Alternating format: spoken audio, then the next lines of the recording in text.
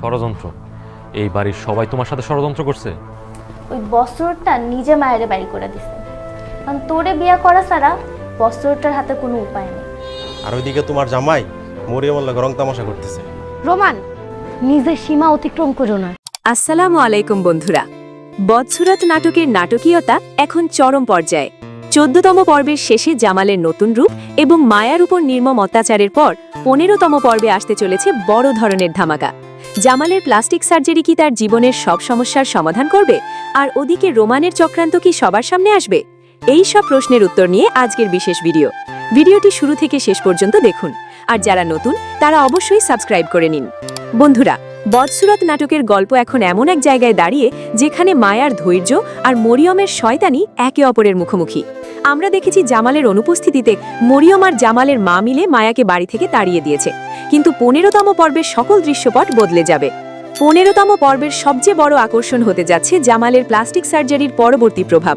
14তম পর্বে আমরা দেখেছি জামাল 6 লাখ টাকা খরচ করে সফল সার্জারি শেষে বাড়ি ফিরেছে এবং তার ব্যান্ডেজ খোলার পর সবাই অবাক হয়ে গেছে। 15তম পর্বে আমরা দেখতে পাবো জামাল যখন তার হারানো সৌন্দর্য ফিরে পেয়েছে তখন তার আত্মবিশ্বাসও কয়েক গুণ বেড়ে গেছে। সে এখন আর সেই আগের বদসুরত জামাল নেই যে সবার কথা মুখ বুজে সহ্য করবে। সে স্পষ্ট জানিয়ে দিয়েছে যে সে এখন নিজেই সব সিদ্ধান্ত নেবে এবং চিকিৎসকের দোহাই পেয়ে তাকে আর ঘরে আটকে রাখা যাবে না। রোমানের চক্রান্তের অবসান। ওদিকে রোমানের চক্রান্তের জাল এবার ছিঁড়ে যাবে। রোমান যে 10 লাখ টাকার জন্য এবং ভিডিওর ভয় দেখিয়ে ব্ল্যাকমেল করার পরিকল্পনা করছিল, জামাল সুস্থ হয়ে ফেরার পর তার সেই হিসেব নিতে শুরু করবে।